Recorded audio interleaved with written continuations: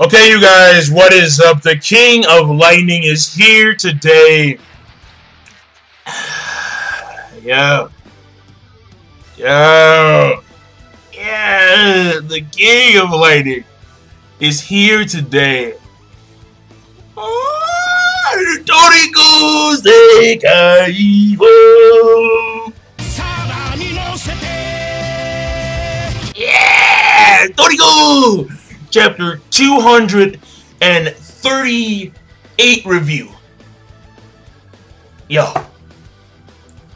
This is a wild fight. Dude, this is a wild fight. This is the wild battle that these two are engaging in right now. And we're going to go play action. We're going to go step by step by step. Yeah, we're going to go play action. So it's going to be kind of like a read-along. Because this chapter is seriously all about the fight. It is all about the wild fight. It is all about the massive amounts of blood. Oh my. Listen, bro. I mean, you can think, this is going to sound creepy, and listen, I don't care, I'm a weird dude, I can admit to that, we're all weird, we're all weird. The amount of blood in this week's chapter Toriko, I thought was fantastic, alright, I thought it was fantastic. Stajin, Toriko, these dudes would not stop bleeding, literally, and it was awesome. It was awesome. This fight, it started off kind of meh, and now it's like, let's go. Coogies, nail guns, fucking burner sword, campfire, man. Yeah. So before I get started with the read-along, let me mention a few things and then we'll get right into business, alright?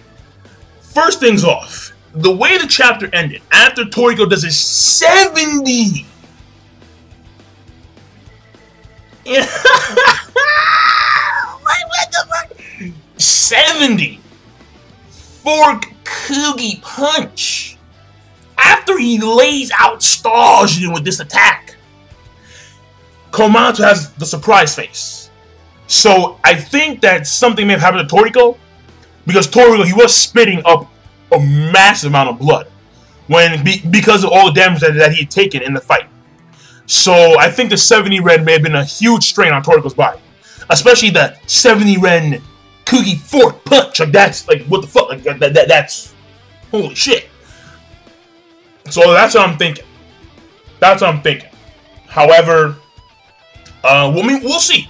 It could be something. It could be something like completely different. Like maybe someone came from behind and is watching.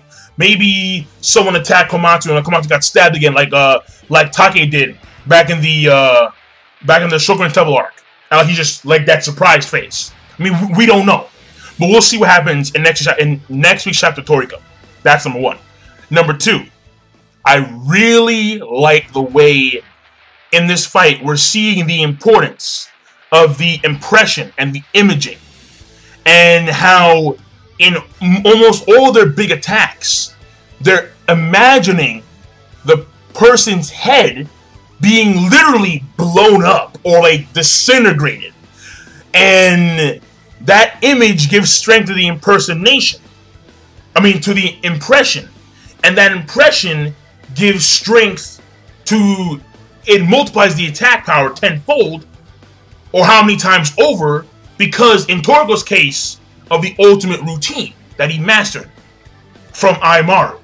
So I like the way we're seeing this incorporated on not only Toriko's side, but also Stajin's side. And again, the key difference here, so that's number two. The way they do that, I like that. Number three is going to be, again, the difference between Toriko's mentality and Stajin's mentality. Stajin, he is literally enjoying this to death. The sense of euphoria he's experiencing right now must be on an orgasmic level and beyond. Like, he is beyond orgasm. It's like, he can't believe it. He's like, yeah, oh, a wild fight, yeah. And like, he can't wait. And he's loving the shit out of this. In Toriko's case, it's way more serious. He's not smiling. Like Toriko is not smiled yet in this fight. He's not smiling. He's just fucking like, I'm gonna kill you, and I'm gonna protect Komatsu. And so in Toriko's case, it's a lot more serious because in his case, the sense of danger is truly there. In Staljian's case, it's just him finally experiencing the wild fight. And when it comes to number 4, is this one particular move that Toriko did, called the Fork Armor. Now,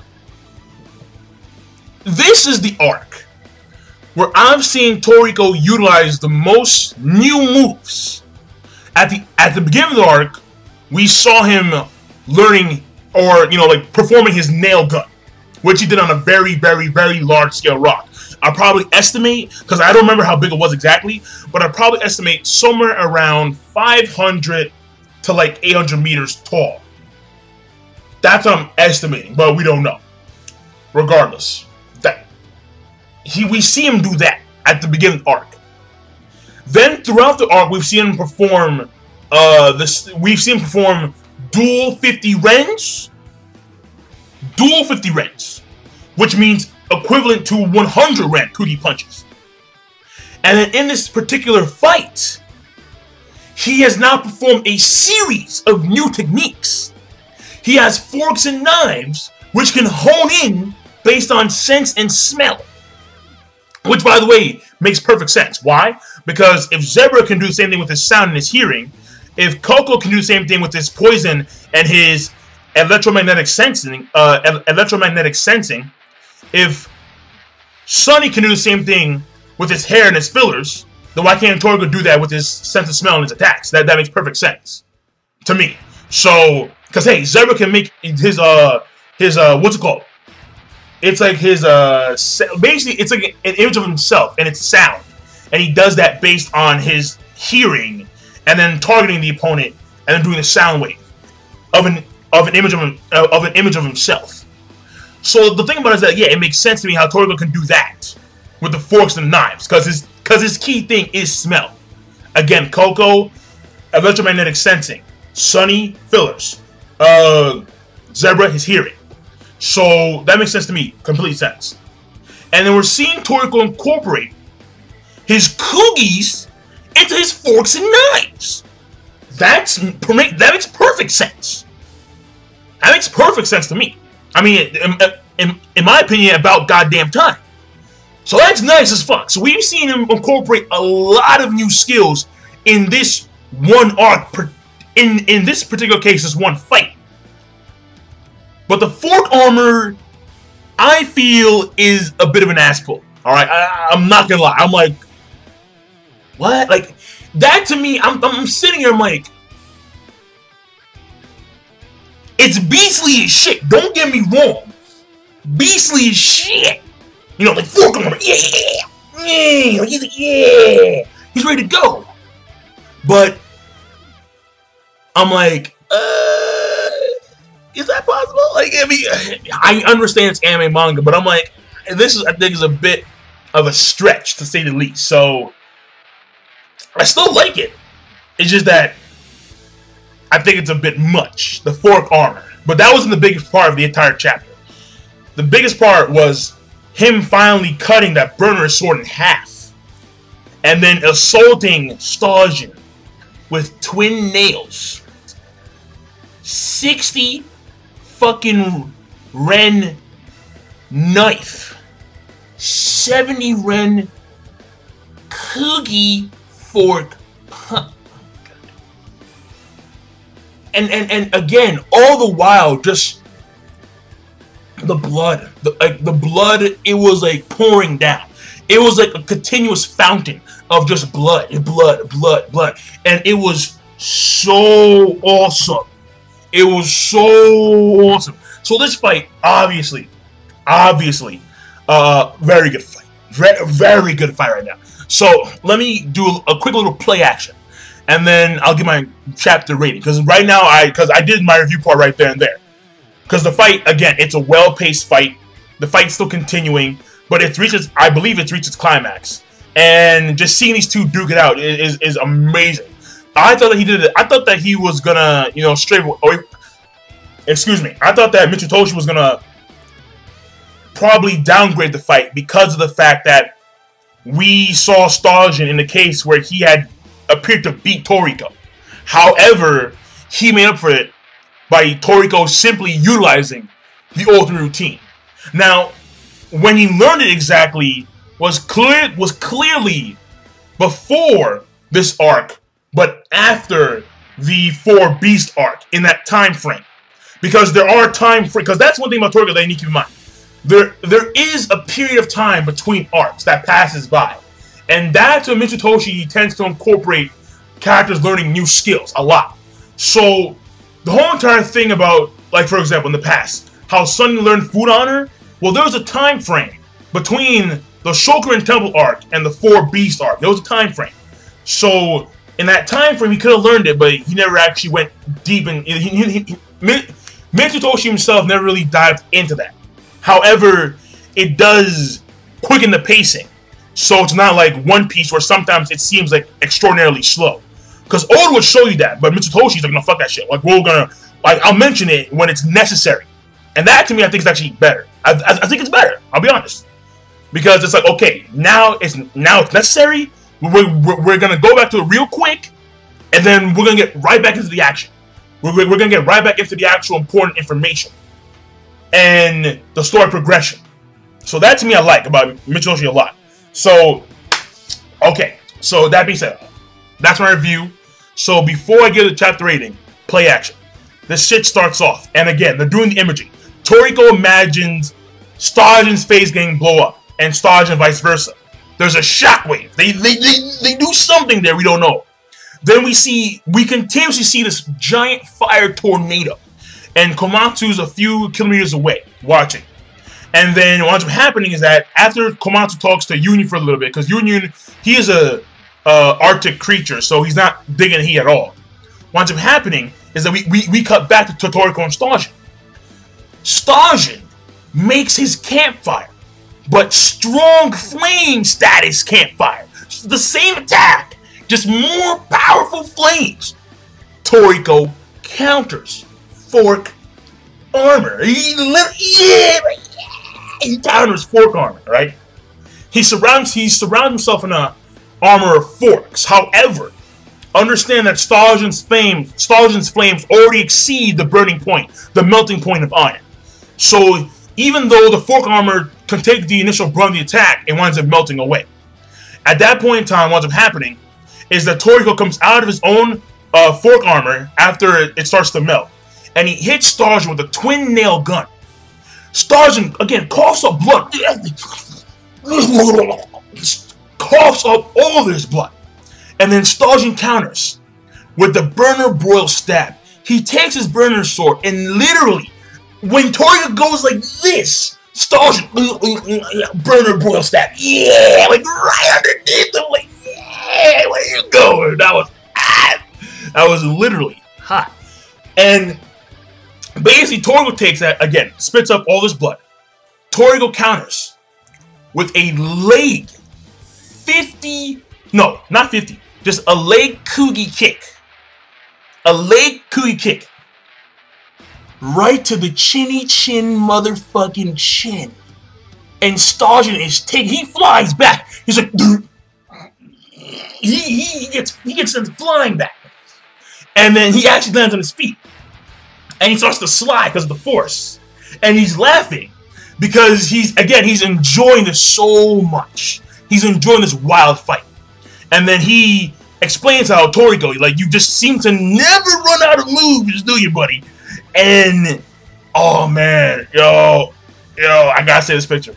Like, I gotta say this picture. Like, this dude's face, there's blood all over him and shit. And he's fucking, like, just smiling, like, yeah, Toriko, let's go. That's hot. Yeah. Hold on, real quick. Let me say this picture, man. All right, that's hot. That's hot. That's hot. That's hot. All right. And so what's happened after that is that Toriko gets more blood, and he's wounded because he got stabbed right in the lower chest part with that burner broil stab. And then there's narration. And again, that's one thing about Mitsutoshi that I like. In modern day shonen, I don't see a lot of narration. But there's a lot of narration in Toriko. There's a lot of narration. So when the characters themselves can't say it, the narrator says it for you. In this case, Mitsutoshi says it for you about what's going on. And the narration says, and I quote, verbatim, "Suffering burns on 10% of the surface of their body." Well, correction, let me start with this, all right? When people suffer burns on 10% of the surface of their body, they are said to be in life-threatening danger. In these multi-thousand-degree flames, and with Toriko's body in a state equivalent to being completely charred, it was repeatedly dividing its cells at a dazzling rate, a fantastic speed to abandon burnt skin and form new skin. Yo, I mean, fuck Hashirama cells. I want gourmet cells. I want these shits, bro. Oh, I wish I was an anime character. Yeah, I'll go right into Toriko. Fuck it. Alright. I mean, shit. You gotta eat and get jacked? Oh, shit. That's a man's paradise. Furthermore, the body sweated out a huge amount of moisture it had stored in order to prevent temperature from rising.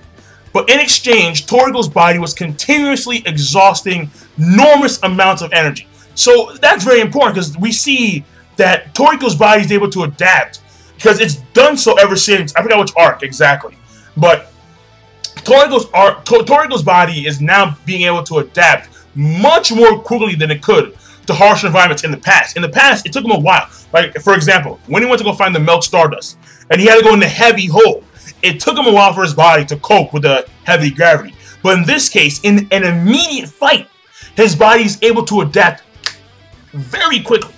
Very quickly. So that's very good progress in Toriko. That's very good progress.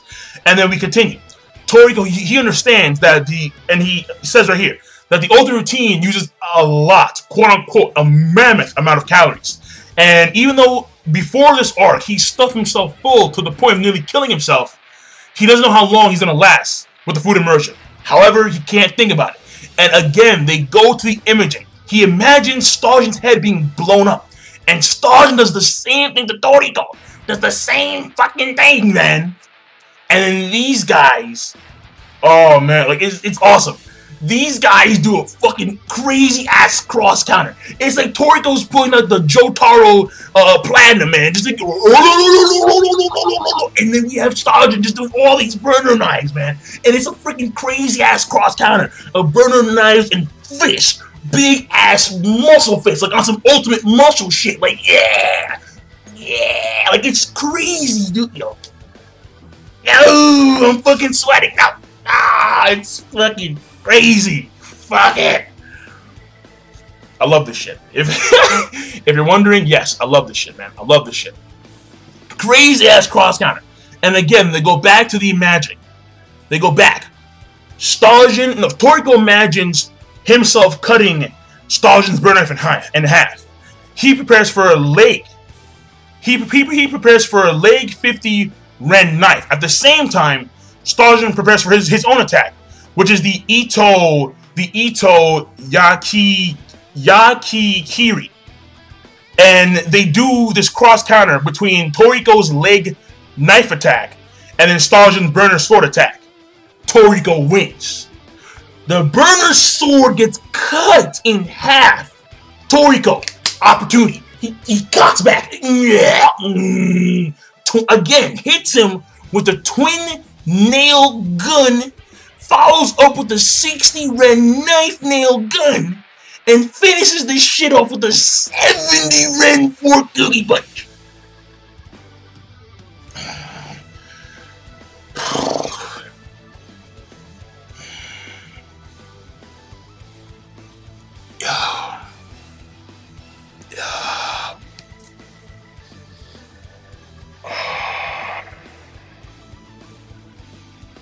This week's chapter, Toriko.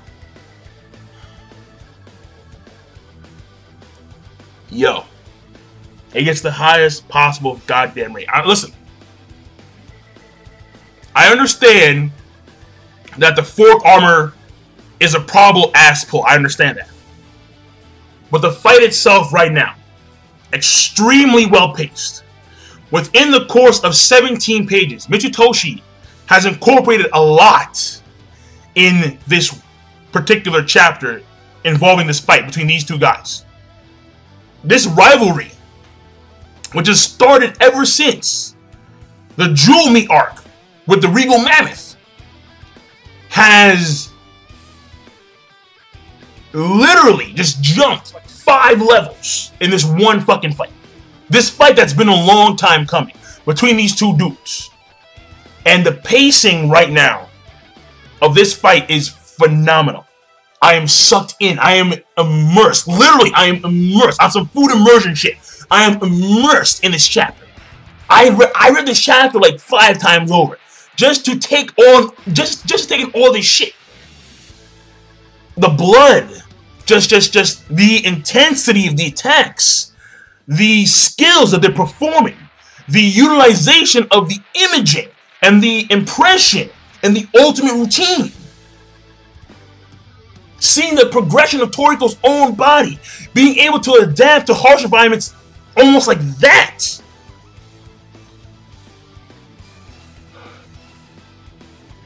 It's a good fight. Yeah. Yeah, it's a good fight. Yeah, it's a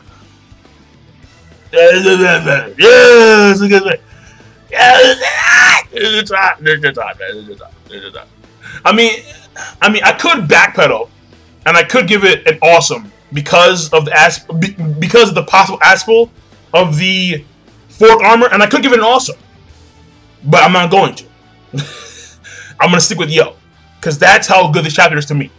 The pacing is damn good. The fight itself is damn good. The blood, the action, the development of Toriko's skills, seeing Stajin's skills, and the contrast between these two rivals.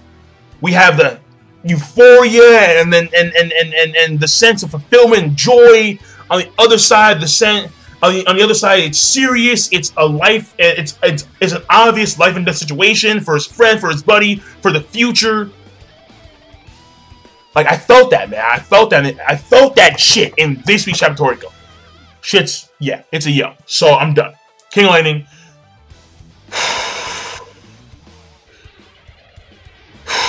King of Lightning. Be sure, of course, rate, comment, and subscribe as always. Peace. Have a nice day. Sekai wo Sanori on study. Love it.